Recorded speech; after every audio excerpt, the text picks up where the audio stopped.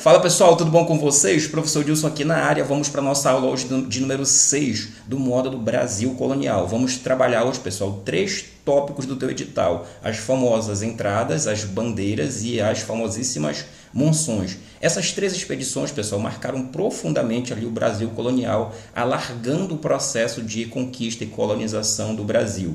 Basicamente, essencialmente, as 3 tinham como grande característica, principalmente duas primeiras, pessoal, a busca de metais preciosos no interior do país, mas também, cara, a captura de índios para transformá-los em escravos, principalmente as bandeiras. As monções foram mais ou menos assim um caldo que sobrou ali, um processo de expansão do que resultou das famosas bandeiras. Então vamos hoje para a nossa aula de número 6, como vocês estão vendo agora. Vamos começar aqui. Pessoal, então aqui está o título da aula, Entradas, Bandeiras e Monções, uma aula muito importante, tá? Eu estou batendo aqui mais uma aula do edital de vocês. Na capa aqui, pessoal, da apresentação, temos aqui um dos mais famosos bandeirantes, o famoso Raposo Tavares. Eu acho que você já deve ter ouvido falar no nome desse cara. Ou talvez não, também para muitos não é tão conhecido assim, né? Mas o fato é que esse cara ele protagonizou ali várias cenas que marcaram muito a prática dos bandeirantes, principalmente dos bandeirantes paulistas, tá? Beleza? Mas ele não foi o único, não, cara, que marcou essa história, tá? O que acontece? Esse cara que você acabou de ver, o Raposo Tavares, ele era um bandeirante. Porém, antes das bandeiras, e em alguns momentos juntamente, ao mesmo tempo, existia uma outra expedição chamada de entradas. E as entradas, pessoal, elas tinham muitas semelhanças com as bandeiras, mas também muitas diferenças, tá? Uma das suas grandes marcas, a entrada, era fazer uma espécie de mapeamento de toda a riqueza que o Brasil possuísse, ou seja, minérios, o que tivesse de metais preciosos, tudo o que tivesse de riqueza, principalmente os metais preciosos e os minérios deveriam ser catalogados para que a coroa portuguesa pudesse explorar melhor. Porém, cara, as entradas também vão capturar índios e nesse ponto elas vão se assemelhar muito com as bandeiras, como veremos um pouco mais a seguir. As entradas também, pessoal, tinham como finalidade ganhar grandes honrarias, no caso os grandes líderes, né, os capitães que chefiavam essas grandes expedições que eram bancada pela coroa portuguesa. E aqui nós temos um caso, uma das grandes marcas das entradas era a fundação de povoados que depois viravam vilas e depois cidades, como é o caso da fundação da vila, primeiro vila, né, de São Paulo e depois cidade de São Paulo, como a gente vai ver mais adiante. Mas a grande marca mesmo da nossa aula e dessas expedições ali do Brasil colonial, pessoal, sem sombra de dúvida, não eram as entradas, mas sim as bandeiras. E aqui nós temos um dos seus personagens mais marcantes, ou seja, um dos bandeirantes que mais marcaram ali, que protagonizaram cenas ali das bandeiras. E aconteceu um caso muito curioso em 2021, que em setembro uma das suas estátuas ela foi incendiada, tá? Era uma espécie de uma revolta aí contra a memória desse cara, que a gente vai ver um pouco mais lá na frente. Ele não foi o único, tá? Esse cara aí, esse bandeirante, que era o famoso Borba Gato, desculpa não ter falado o nome dele, ele não era o único bandeirante, existiam vários outros bandeirantes, entre os quais está esse carinha que vocês estão vendo aqui à esquerda, esse sujeitinho aqui, o famoso Domingos Jorge Velho, cara, um dos mais cruéis bandeirantes que teve como ali um dos capítulos da sua história, cara, a destruição do famoso Quilombo dos Palmares, tá? Aqui do lado nós vemos uma pintura que retrata também um dos bandeirantes e as duas têm em comum uma coisa, todas elas romantizam muito a indumentária, ou seja, a vestimenta que os paulistas, os bandeirantes usavam. Não era bem assim, a gente vai ver isso mais lá na frente, tá? A grande marca mesmo dos bandeirantes era a captura de índios, pessoal, dentro do Brasil, ou seja, no sertão. Naquela época, pessoal, a palavra sertão ela era usada para generalizar qualquer entrada que você fizesse, qualquer referência que você fizesse para o interior do Brasil. Não era sertão no sentido nordestino apenas, tá? Beleza? Então, esses caras, esses bandeirantes, então, eles tinham como grande profissão capturar índios e trazê-los para transformá-los em escravos. É isso que a gente está vendo aqui, um enfrentamento entre bandeirantes e índios, tá? E aqui nós estamos vendo também a captura de índios, ou seja, o preamento, ou seja, o aprisionamento de índios. Agora, a terceira grande expedição que nós vamos estudar hoje que você vai estudar comigo, eram as famosas monções, cara. E as monções tinham uma característica muito própria, tá? Essa pintura aqui é uma das mais famosas. Ela em geral é citada nos livros paradidáticos. Essa pintura sempre abre ali os capítulos, né, de aulas introdutórias sobre as monções, e ela retrata exatamente uma das grandes marcas das monções, que eram expedições fluviais, pessoal, que saiu basicamente do litoral, saíam de São Paulo rumo a Cuiabá, no Mato Grosso, para levar uma série de produtos instigados pela descoberta de ouro lá em Cuiabá. Beleza? Então é isso que a gente vai ver hoje. Vamos começar então estudando aqui os 3 tópicos, tá? Primeiro vamos falar das entradas, depois das bandeiras e por último, pessoal, vamos falar então das monções. Então vem comigo para a gente conhecer essa história, tá? Vamos começar então pelas entradas. Anota aí, pega a caneta e caderno, vamos lá. Pessoal, as entradas, nós temos assim algumas entradas que não ficaram tão famosas, mas outras que ficaram bem famosinhas. E para exemplificar, para ficar uma coisa mais prática, eu vou trazer só as famosas, mas no final vou dar um conceito. Não te preocupe em anotar muito, que lá no finalzinho tem um resumo, tá? Então lá eu vou resumir para você o que eram as entradas. Eu vou falando um monte de coisa aqui e sempre nos finais, pessoal, de cada tópico eu boto lá, eu acho que já deu para vocês perceberem essa minha metodologia, eu boto lá no final um resuminho que é para você realmente guardar a informação que de fato é necessária para você. Bem, qual é o nosso objetivo então aqui nas entradas e nas bandeiras? Nas 3 expedições é que vocês consigam, pessoal, saber a diferenciação entre elas, mas também que vocês consigam observar pontos de convergência, ou seja, pontos onde as 3 expedições elas são parecidas ou elas são iguais, e pontos em que elas são completamente diferentes, tinham finalidades diferentes, beleza? Então vamos lá, primeiro então definir aqui aos poucos as entradas, tá? Bem, uma das finalidades da entrada era explorar, pessoal, é fazer uma espécie de um mapeamento para catalogar, pessoal, as riquezas que existiam no Brasil. Mas também ela tinha como a sua outra grande função, pessoal, prender, capturar índio para vendê-los como escravos. Tranquilo? Vamos conhecer então um pouco agora. Para ser mais exato com vocês, a coisa mais prática que nós temos, ou seja, a coisa mais real que nós temos dessas entradas, dessas expedições, beleza? Ou seja, as entradas, era a fundação, pessoal, de algumas vilas. Eu trouxe para vocês 2 exemplos aqui, tá? A fundação de 2 vilas, só para a questão didática, para ficar mais prático para vocês. Então, presta bem atenção. Essa, que hoje é uma cidade, né? A Vila de Santo André, ela foi fundada, pessoal, exatamente por essas expedições caracterizadas, chamadas ou apelidadas de entradas. Beleza?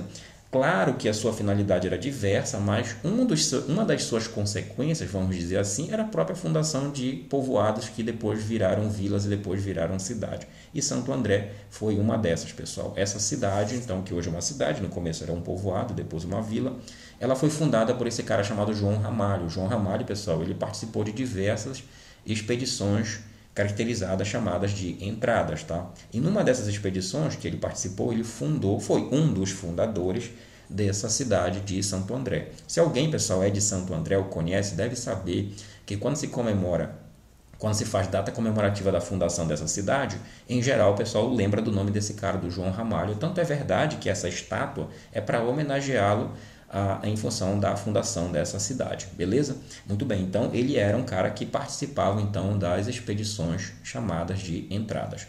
Aqui tem uma pintura sobre ele e seu filho e tal, só para uma questão de demonstrar, falar para vocês aqui, para mostrar apenas, tá? A história desse cara é muito curiosa, ela é pouco falada, eu não vou entrar em detalhes aqui porque não é o momento, mas ela é pouco falada no Brasil, mas daria ali uma biografia muito interessante a respeito desse cara aí. Bem, toda a entrada, pessoal, ela tinha um capitão, que em geral era o capitão mor, presta bem atenção. Bora lá. A entrada é um tipo de expedição. Toda expedição você tem o chefe, que é o comandante. Pensa assim, cara, imagina quando o Cabral veio para cá para o Brasil, ele não era o cara que comandava aquela esquadra. Então, a expedição tem o comandante, vamos dizer assim, que na verdade era o capitão mor, e tinha os outros caras que iam acompanhando ele, outras figuras, tá? Então, O capitão que chefiou, pessoal, essa expedição que fundou essa vila de Santo André era exatamente esse que vocês estão vendo aí, o famoso Brás Cuba, tá? Esse cara também é uma figura muito importante ali do Brasil colonial, também pouco falado. Mas o fato que interessa pra gente aqui é só vocês saberem que toda expedição ela é encabeçada, ela é chefiada por um capitão-mor, tá? E no caso aqui que nós estamos falando da expedição que levou à fundação de Santo André, quem chefiava, quem capitaneava então era esse cara chamado Brás Cuba, tá? Resumo então da fundação de Santo André. Bora lá então. Primeira informação: capitão, o nome desse cara, o nome do cara que eu acabei de falar é o Brás Cuba. Na prova não vai cair assim, tá? É só para vocês entenderem que tinha a organização da expedição mesmo, tá? Fundador, como eu falei para vocês, João Ramalho. Uma coisa muito importante, ela foi fundada em 1554, tá? Então preste bem atenção, preste bem atenção, cara. Veja, as entradas, elas tinham como finalidade fazer todo esse mapeamento que eu falei para vocês dos recursos, das riquezas que o Brasil tinha, e nesse processo que elas iam fazendo o mapeamento, elas sentiam necessidade de ir fundando povoados para ajudar no processo de conquista e colonização do interior do Brasil. Então, é daí que surge então o nascimento dessas vilas, beleza? Muito bem. Outra vila que foi fundada por uma outra expedição, pessoal, também uma entrada, foi a Vila de São Paulo, que depois virou a cidade de São Paulo. Então, primeiro ela virava um povoado, depois ganhava os estatutos de vila e depois ganhava o estatuto de cidade. Essa cidade, São Paulo, é muito mais conhecida, você já conhece essa pintura, descrevi para vocês. Aqui tem uma outra pintura que retrata o mesmo acontecimento, que também é a fundação de São Paulo. E aqui lembrando para vocês que os principais fundadores dessa cidade de São Paulo foram os jesuítas, Manuel da Nóbrega e o Anchieta, tá? Mas eles não fundaram sozinhos, a gente vai já chegar lá, beleza? Muito bem. O capitão dessa expedição também era o Brás Cuba. Professor, então eram duas expedições parecidas, eram duas expedições diferentes? Sim, mas elas eram comandadas pelo mesmo capitão. Beleza? Os participantes que ajudaram na fundação dessa vila, pessoal que participaram dessa expedição, o José de Anchieta, que eu falei para vocês, que foi um dos fundadores de São Paulo, Manuel da Nóbrega também, 2 jesuítas, portanto, mas também, cara, olha só que interessante, Cacique Tibiriçá. Esse cacique é bem famoso na história do país também. Ele também participava dessa expedição e também colaborou, de certa maneira, para a fundação de São Paulo, tá? E o João Ramalho, que eu falei para vocês, também participava da expedição que resultou na fundação de São Paulo. Então, quer dizer então que eu citei dois exemplos para vocês aqui de entradas, beleza? Pronto, então aqui nós temos um monumento que faz referência, pessoal, aos fundadores de São Paulo. Então, nesse monumento estão presentes todos os personagens que eu te citei aqui.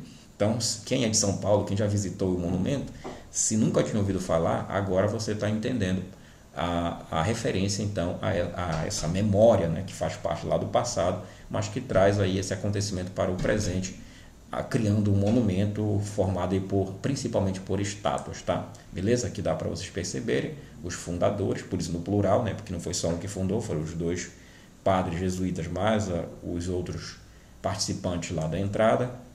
Aqui também uma questão ilustrativa, a presença de índio, não esqueçam disso. Objetivos, agora sim anota isso aí, tá? Quais eram então os objetivos das entradas? Primeiro objetivo, pessoal, mapeamento e exploração do território. Eu falei para vocês, mapear o quê? Mapear todo o território para saber o que tinha de riqueza. Beleza. E depois explorar. Depois que você sabe o que tem lá, você vai explorar, ou seja, você vai extrair a riqueza. Apresamento de índios. Isso aqui às vezes confunde muito a cabeça de vocês quando vocês vão comparar a entrada com bandeira. Por quê? Porque as duas faziam o quê? As duas capturavam e prendiam índios para transformá-los em escravos. Só que assim, a entrada tem como grande marca mesmo esse processo, pessoal, de mapear, para mapear toda a riqueza, para explorar as riquezas. Mas principalmente, não esqueça de uma coisa, cara, elas buscavam, como eu falei para vocês, fazer catalogar o que tinha, principalmente de minérios e de pedras preciosas. Agora tem uma grande diferença, essa talvez seja a maior diferença que vocês devem guardar aí entre entrada e bandeira. Eu vou te falar daqui a pouco, tá? Depois de eu citar esse próximo tópico aqui. Um dos objetivos das entradas, pessoal, ou seja, das pessoas que participavam dessas entradas, era exatamente conquistar títulos e honrarias, tá? Então você pode me perguntar, pô, esses caras aí que tu me citou, que fizeram parte dessas entradas, eles iam de graça e tal? Claro que não. Os caras iam com finalidades ali, tipo de pegar índio para aprender, ficar com uma parte desses índios para trabalhar como escravo para eles, para descobrir ouro, minérios no caso, e pedras preciosas, mas também para ganhar títulos e honrarias. Agora vem aqui, eu vou te falar qual é a maior diferença que existe entre a entrada e bandeira. É que a entrada, pessoal, eram as expedições bancadas e organizadas pela coroa portuguesa. Já as bandeiras, que a gente vai ver daqui a pouco, eram expedições financiadas por capital, por pessoas privadas. Não era financiada pela coroa portuguesa. Essa é a grande diferença. Professor, o apresamento de índio era mais praticado pelas entradas ou pelas bandeiras? De modo geral, o apresamento de índio era muito mais praticado pelas bandeiras. Então era uma marca maior. O que mais se destacava nas bandeiras era exatamente o apresamento de índios, tá? Beleza? É agora então que vamos para lá, para as famosas bandeiras, ok? Pronto. Primeira coisa então, as bandeiras. Afinal de contas, o que era esse negócio de bandeira, tá? Guarda essa frasezinha que eu coloquei aqui, buscar o remédio para a pobreza, tá? Daqui a pouco tu vai descobrir a que se refere essa frase aí, tá? Então, pessoal, que negócio era esse de bandeiras? Tinha realmente uma bandeira e tal? Pessoal, o pior que o nome vem, a origem do nome vem exatamente daí. Porque o que acontece? Bora lá. Bandeira é uma expedição militar, ponto final. Os caras vão armados, saem do litoral e vão para o interior do Brasil. Veja aqui uma outra coisa.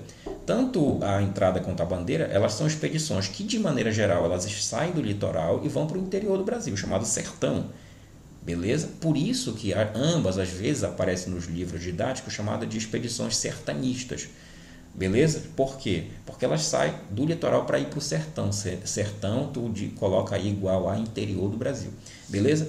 Muito bem. Então, as bandeiras, elas tiveram esse nome, segundo alguns relatos, é porque nessas expedições militares, essas expedições militares chamadas de bandeiras eram formadas por índios, vai já ver daqui a pouco.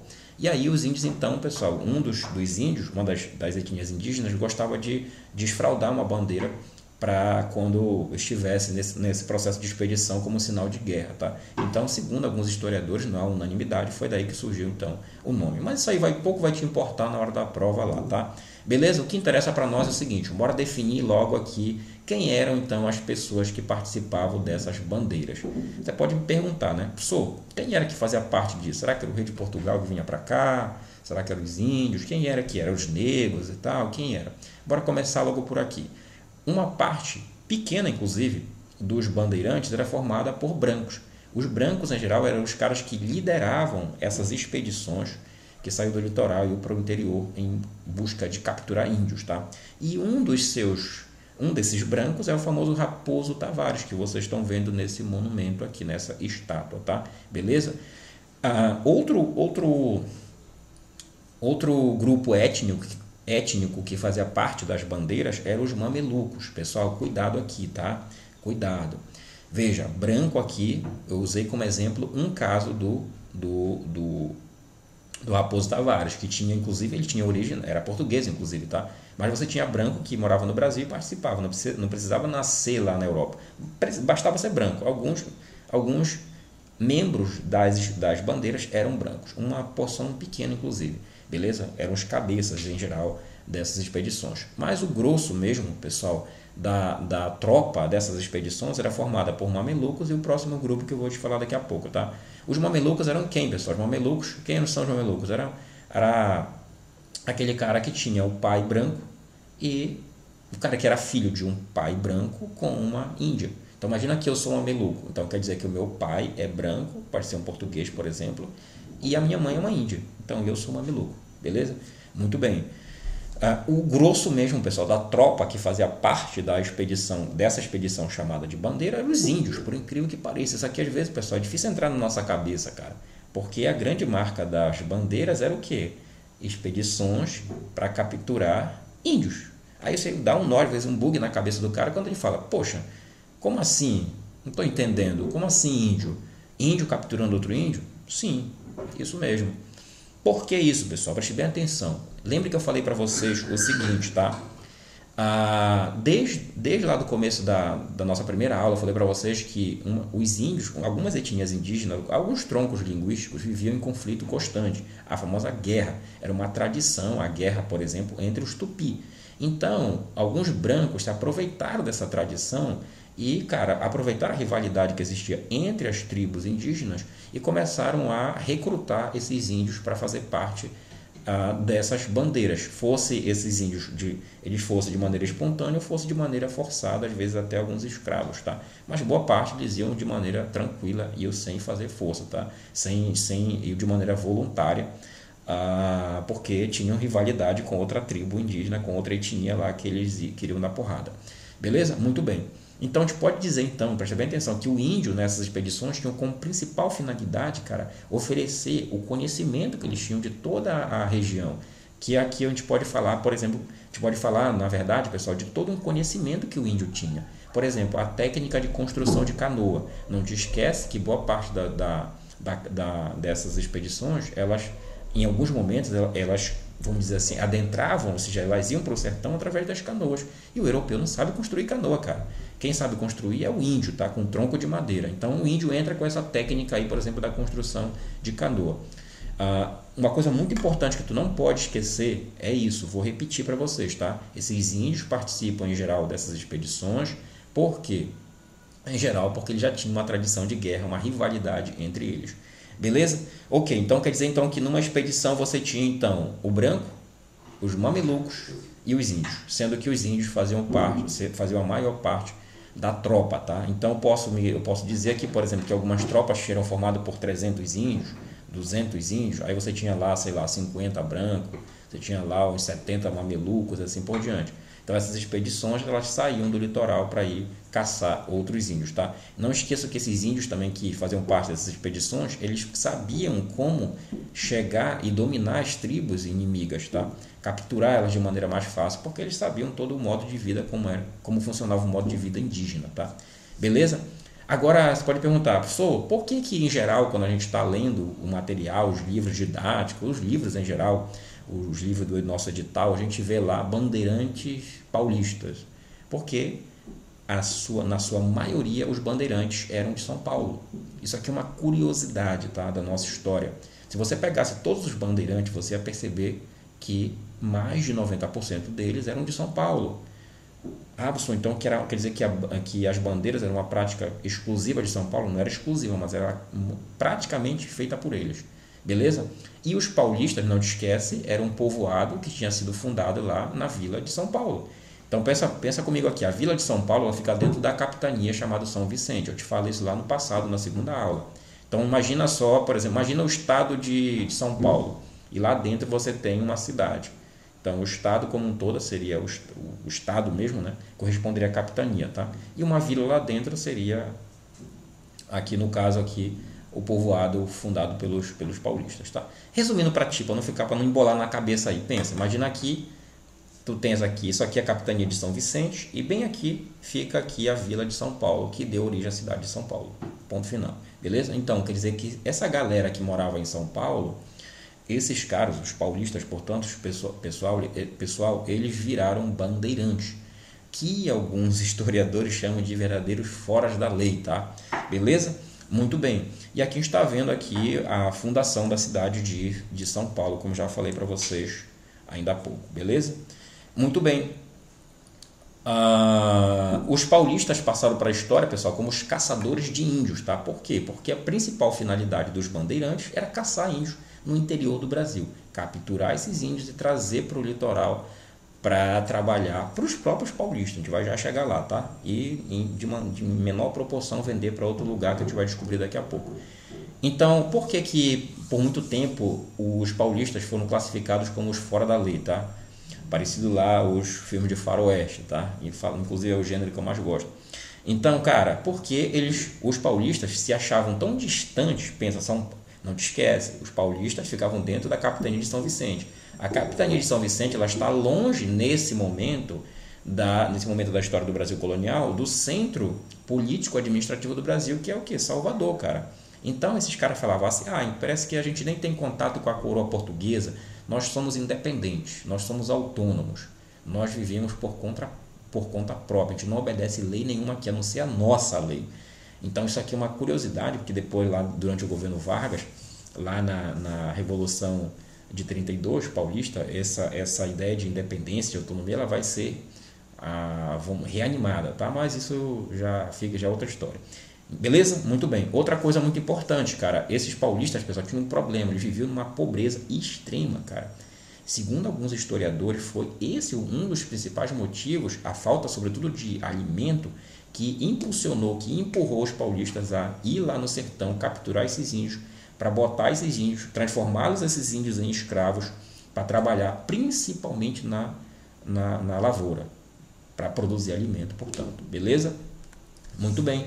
Então, o motivo, como eu falei para vocês, era o principal motivo que fazia então os paulistas terem virado bandeirantes, ou seja, profissionais que capturavam índios dentro do Brasil, no sertão, era exatamente então a pobreza extrema e a necessidade de mão de obra. Aqui uma curiosidade, tá? Nessa região, pessoal, os escravos não estão trabalhando, os escravos africanos não estão trabalhando em número muito grande, tá? Existe um número muito pequenininho de escravos africanos. Então, nesse caso aí, a mão de obra que predominava mesmo era a mão de obra indígena, tá? Capturada por esses bandeirantes. E foi daí que surgiu a frase que eu mandei você guardar, que é buscar o remédio para a pobreza. Então, onde é que estava o remédio? Ou seja, onde era que estava a solução para a pobreza desse povoado da Vila de São Paulo? Estava dentro do Brasil, ou seja, na captura de índios, para trazer esses índios e mandar eles trabalharem como escravos nas fazendas, nas roças, tudo quanto é lugar, beleza? Para gerar comida para os paulistas, tá? Beleza? O que eram as bandeiras? Então, bora lá. Para começo de conversa, cara, as bandeiras são expedições militares, como eu falei para vocês. Tem armas, tá? Então, um dos caras que faziam parte das bandeiras, socialmente falando, que eu acabei de descrever, eram os índios. E os índios, então, entravam com o quê? Com os arcos, com o arco e com a flecha, que era essa arma.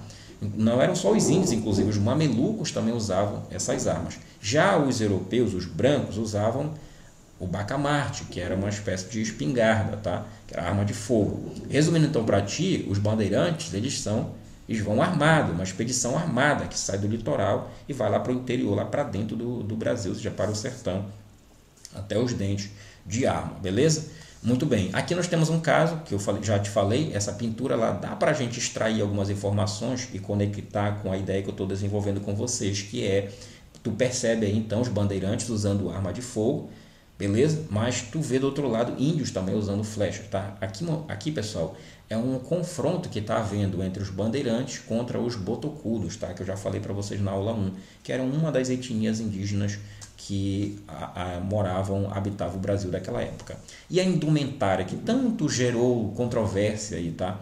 Por que controvérsia? Porque é o seguinte, quando você olha às vezes quando te fala bandeirante, imediatamente vem na tua cabeça, eu já imagino uma pintura que eu vou te mostrar daqui a pouco, tá?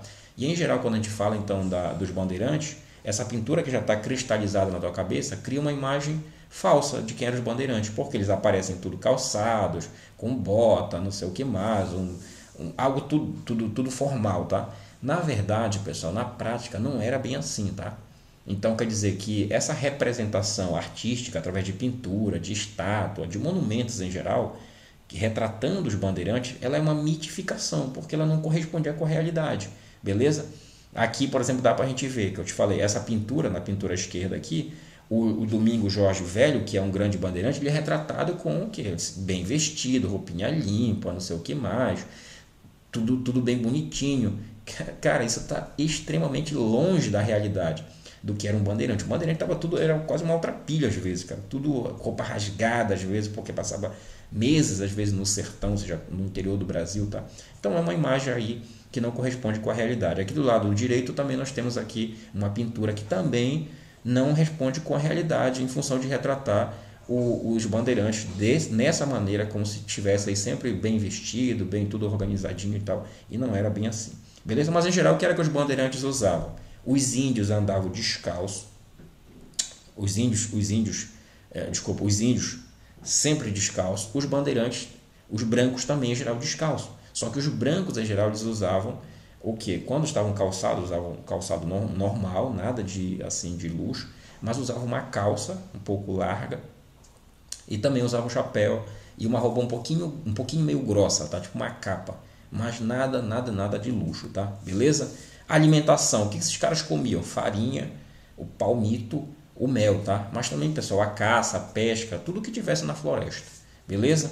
Muito bem. A principal finalidade deles era capturar os índios, que eu já te falei, que estavam no interior do Brasil, ou seja, no sertão, tá? E esta iconografia, ela às vezes é usada para representar esse preamento de índio, ou seja, capturar índio no interior do sertão.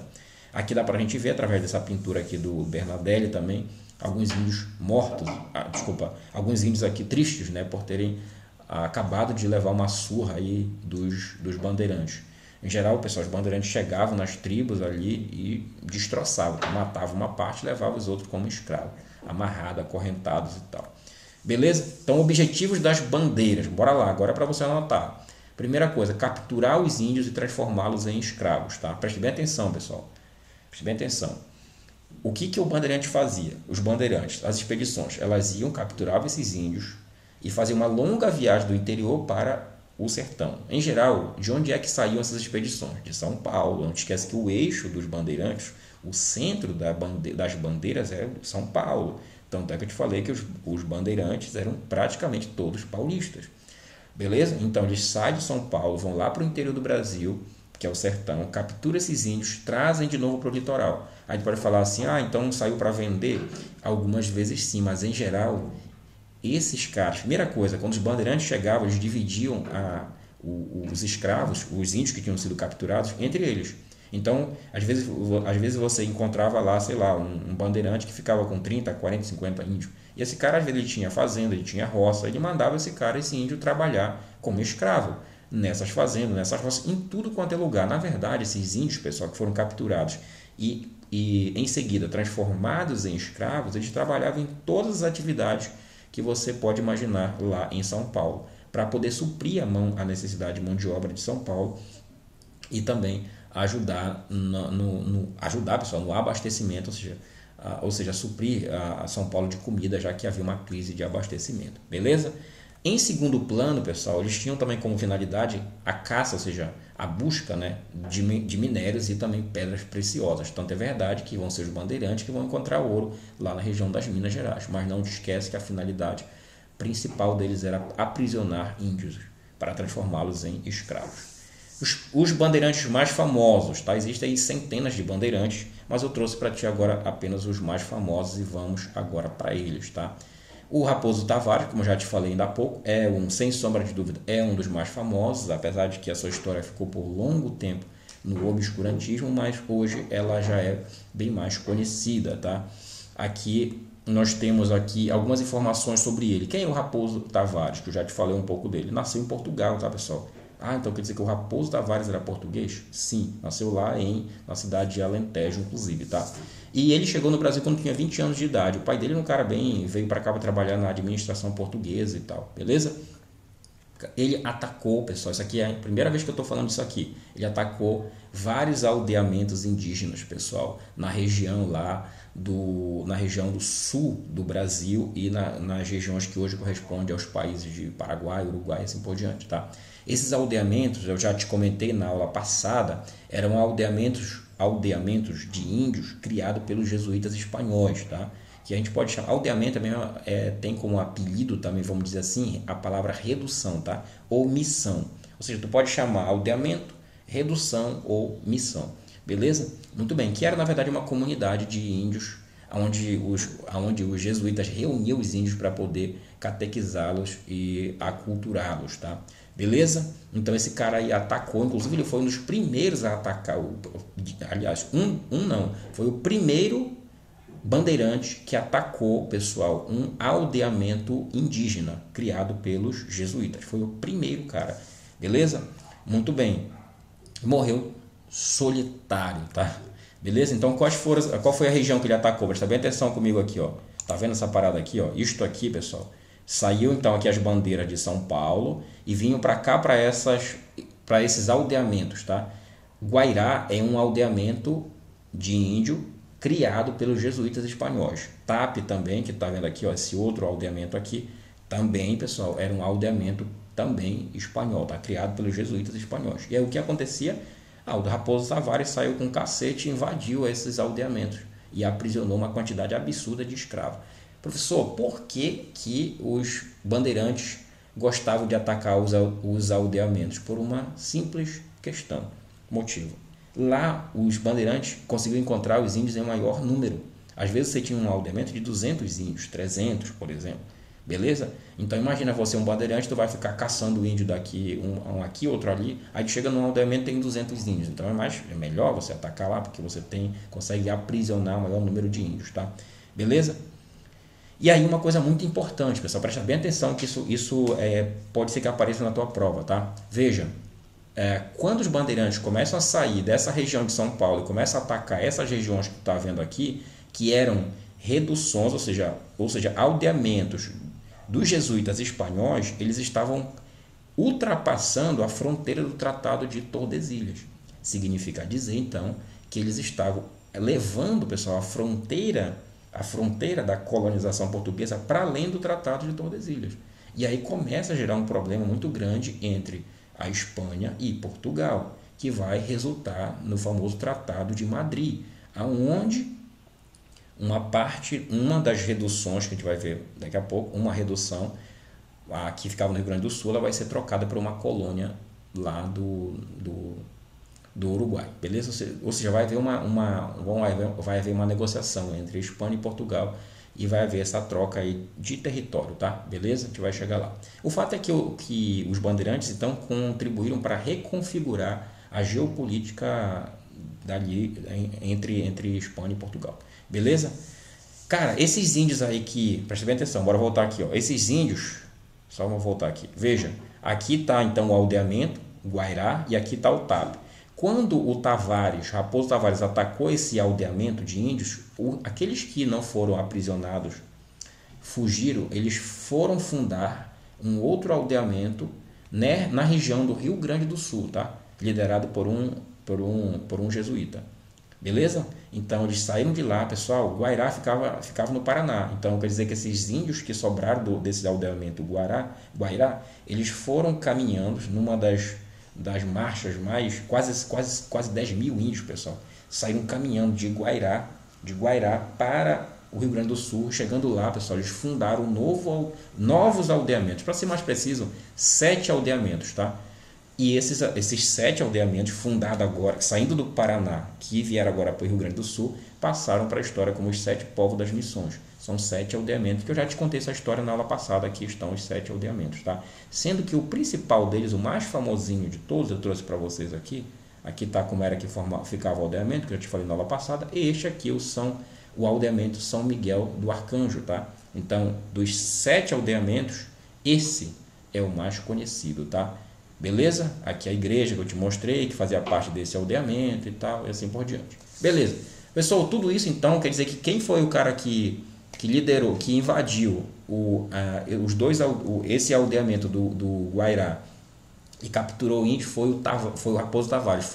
Capturou, pessoal, um número absurdo de índios, tá? A gente não tem como saber exatamente os dados, mas alguns dizem que quase 3 mil índios, tá? Alguns historiadores não concordam com esse número, mas o fato é que ele capturou muitos índios nesse aldeamento indígena espanhol fundado pelos espanhóis jesuítas, chamado de Guairá.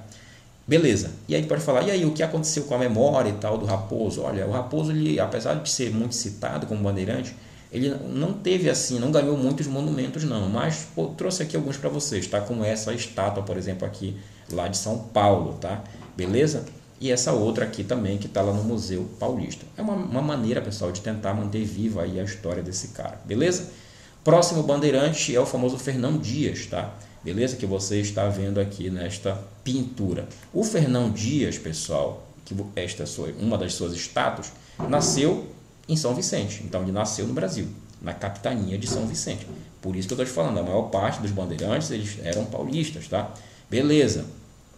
Ele era um caçador de esmeraldas, ou seja, de pedras preciosas. Inclusive, pessoal, ele foi contratado pela coroa portuguesa. Ele fez uma negociação, um contrato com a coroa portuguesa para caçar aí as benditas, tá? Esmeraldas, tá? Mas também ele caçava índio, como eu te falei, não procurava só ouro, mas também procurava ouro e pedras preciosas, mas também caçava, ou seja, prendia para aprisionar índios, tá? Beleza? Ele também atacou o aldeamento Guarani, aqueles aldeamentos que eu te falei lá, os aldeamentos, pessoal. Quando eu falar aldeamento Guarani, pessoal, estou falando dos aldeamentos do sul do Brasil, como, por exemplo, os Sete Povos das Missões, mas aqueles outros aldeamentos lá que eu te citei, tá? O Tape, por exemplo, o Guairá, que eram todos aldeamentos fundados por jesuítas espanhóis, beleza? Muito bem, então ele também atacou e prendeu, cara, capturou centenas de índios, tá? Beleza? Morreu de malária, tá? Inclusive, a sua morte, pessoal, foi imortalizada nesta pintura aqui do Antônio Parreiras, tá? Dizem que ele morreu de malária numa situação extremamente delicada, tá? Horrorosa. Inclusive, esse foi o fim da maior parte desses bandeirantes, tá? Morreram desgraçadamente, tá? Beleza? Muito bem. Ah, uma curiosidade, tá? Ele foi enterrado, como se diz, a maneira bandeirante. Sabe como era? Eles cavavam aproximadamente 20 centímetros só da terra e tocavam fogo por cima. Só que não fogo para para corroer todo completamente, para virar cinza, tá? Em geral sobravam os ossos, inclusive o osso dele ele foi transportado e hoje em dia ele está conservado, tá? No museu. Beleza? Muito bem. O Anhanguera, próximo bandeirante, tá? O famoso Anhanguera, cujo nome mesmo era Bartolomeu Bueno, tá? Só que aí tem um probleminha, porque tem o Bartolomeu Bueno pai e Bartolomeu Bueno filho, tá? Eu lembrei dessa história agora, uma época, eu também sou escritor, né? Escrevo livros para ensino médio, ensino primeiro, segundo, terceiro ano e tal, para algumas editoras daqui de onde eu moro, tá? Tô até parado dessa profissão no momento. Mas eu lembro que uma vez eu escrevi um livro, aí teve um pai que ele veio reclamar, né? Porque eu tinha citado os dois, né? Tinha citado o pai apenas, né? Só que ele estava confundindo, porque ele sabia que existiam os dois, né? Os dois Bueno, tá? E, enfim, coisas que acontecem. E então, o Anhanguera é uma figura que, assim, a mitologia, né? A lenda cobriu muito a sua história. A gente sabe pouco, na verdade, sobre de fato quem era esse cara, porque as suas ações foram muito mitificadas, tá? Aqui nós temos uma estátua em homenagem a ele, tá? E a principal função dele era caçador de índio também, como qualquer bandeirante, tá? Caçar índio, ou seja, para aprisionar, mas também caçador de ouro, como alguns bandeirantes acabavam também. Eu falei para vocês, tá? As duas principais atividades desses caras era caçar índio e caçar ouro, procurar ouro, tá? Beleza? Existe uma lenda, pessoal, que deu origem ao nome Anhanguera, tá? A lenda foi mais ou menos assim. Dizem que ele chegou numa região do Tocantins, junto com os índios do Tocantins ali, e aí ele viu as mulheres usando objetos de ouro. E ele perguntou onde era que ficava aquilo, qual era a origem daquilo, eles não quiseram falar, e ele ameaçou os índios, pessoal, tocando fogo na aguardente, falou que ia fazer isso também com onde tivesse água, tá? Com os lagos e tal. E aí, portanto, os indígenas extremamente indignados apelidaram né, de Anhanguera, ou seja, diabo velho ou espírito do mal, tá? Beleza? Muito bem. Próximo bandeirante, o famosíssimo, tá? Manuel Borba Gato, tá? Que uma estátua lá em São Paulo em sua homenagem. O Borba Gato, pessoal, ele nasceu também em São Paulo, portanto, ele lá na capitania de São Vicente. Mais uma prova de que esses bandeirantes eram paulistas, tá? Também era caçador de índio e de ouro, tá? Beleza? E uma curiosidade, pessoal, ele acabou matando, pessoal, um dos governadores do Brasil daquela época, e matar um governador naquela época era crime de lesa majestade, significava uma punição extrema, a punição que o Tiradentes recebeu. Só que aí o que acontece, cara, ele tinha descoberto ouro na região das Minas Gerais, e aí um outro governador falou o seguinte: se tu me falar aí que onde é que fica, eu vou ali anular a tua punição. E foi assim, portanto, que conta-se a história. Ele acabou revelando onde é que existiam as minas, lá em Minas Gerais, em Sabará, inclusive, e ficou livre, portanto, e não foi punido. Beleza? Isso mostra para alguns historiadores, né, a conexão que havia, uma ligação muito ambígua que havia entre a coroa portuguesa e os bandeirantes, tá? Tu não pode errar jamais pensar que a coroa portuguesa amava os bandeirantes, porque vários dos membros das autoridades portuguesas que governavam o Brasil, elas falavam horrores descreviam os bandeirantes de maneira horrorosa, chamando de selvagem, de besta, e assim por diante. Só que a coroa portuguesa às vezes precisava desses caras. E aí ela acabava cedendo por uma questão muito utilitária, tá? Beleza? Muito bem. E a memória do Borba Gato, tá? Bem, como falei para vocês, uma das maneiras de imortalizar alguém é construir uma estátua, tá? Para a pessoa. Ali uma casa, um casarão, qualquer coisa. Então, o Borba Gato tem uma estátua que fica lá em São Paulo. Ela foi construída, pessoal, em 1962. E essa estátua, ela passou para a história. Ela foi mais lembrada no ano de 2021, lá em setembro, quando algumas pessoas tocaram fogo na estátua. Essas pessoas, em forma de protestos, diziam que criminalizavam esse cara por ter matado muitos índios, massacrado, realmente massacraram alguns, ele massacrou vários índios, assim como todos os bandeirantes, né? E aqui, pessoal, assim, a pessoa pode cair essas coisas assim atuais? Pode, inclusive eu até botei uma questão para vocês que tem essa pegada, mas ela é uma pegada muito mais de Enem, de vestibular e tal, mas pode ser que apareça na tua prova, beleza? Então, por isso que eu estou botando aqui já para poder mapear tudo, para te deixar apto aí para acertar a questão, beleza? Muito bem, e aí vamos falar agora do grandíssimo, né? Talvez um dos maiores bandeirantes, que foi o Domingos Jorge Velho, tá? Dizem que ele foi um dos mais cruéis bandeirantes, tá? Tem essa citação que ela é muito utilizada, que foi feita pelo um padre, pelo bispo de Pernambuco, tá? O Francisco Lima. Ele disse assim, quando ele se deparou tete a tete com o Domingos Jorge Velho, e falou, e depois descreveu: trata-se de um dos maiores selvagens que tenho topado. O diálogo é mais extenso, mas essa frase em geral é muito citada. Ele fala horrores, tá? Desse cara, que ele era um selvagem, tá? Beleza?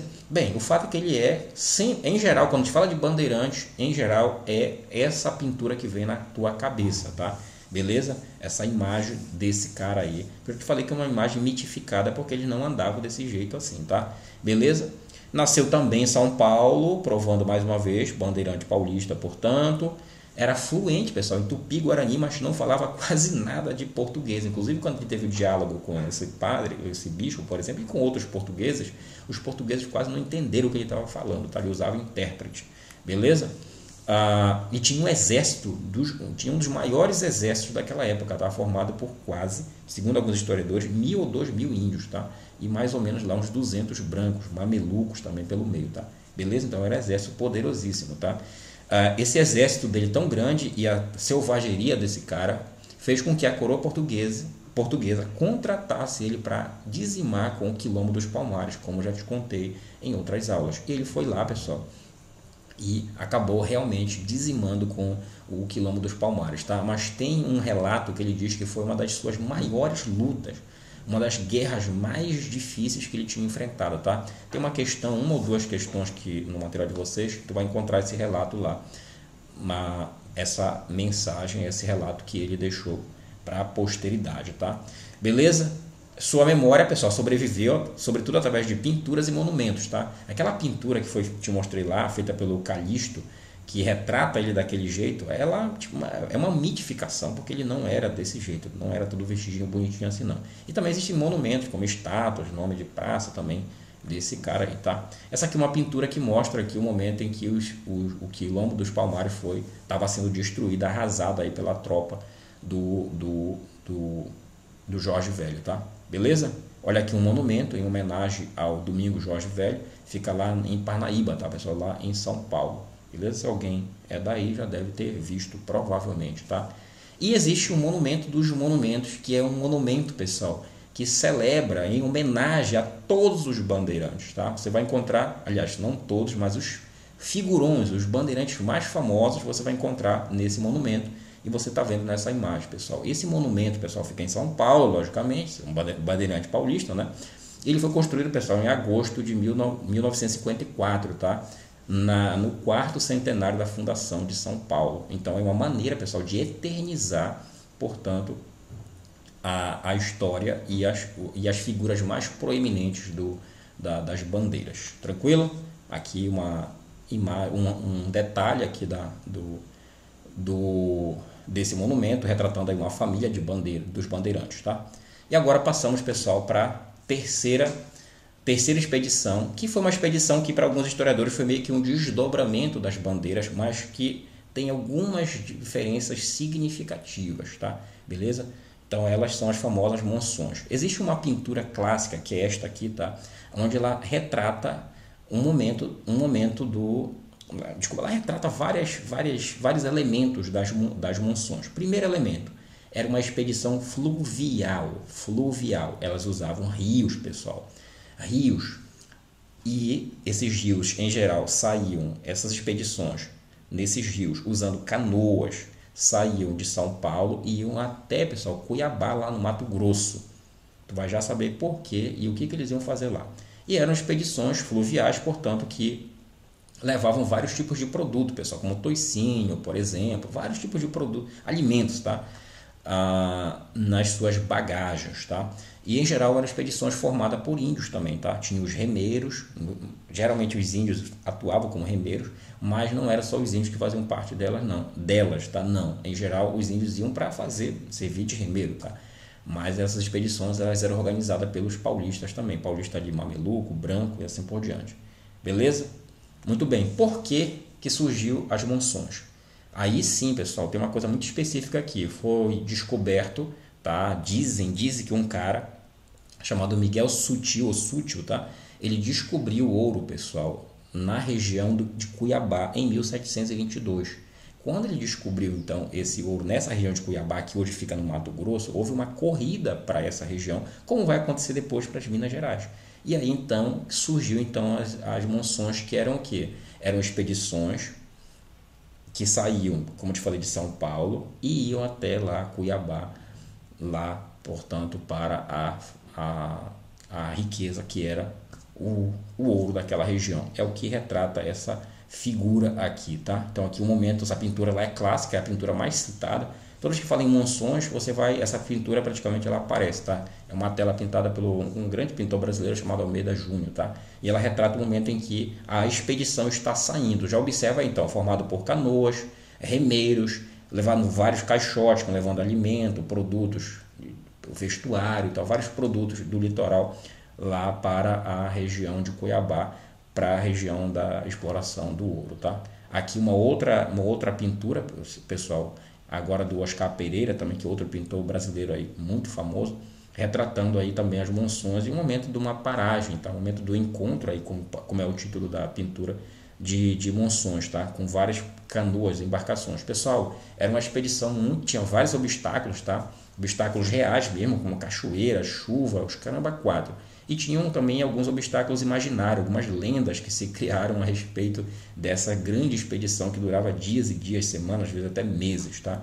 E aí, pessoal, foi também numa dessas expedições para dentro do sertão que os bandeirantes também descobriram o ouro nas Minas Gerais, como já te falei, e aí levou àquilo que passou para a história como ciclo de ouro das Minas Gerais. Só que isso já é tema da nossa próxima aula e eu te vejo, portanto, lá. Pessoal, muito obrigado. Finalizamos aqui a aula 6. Próxima aula, aula de número 7.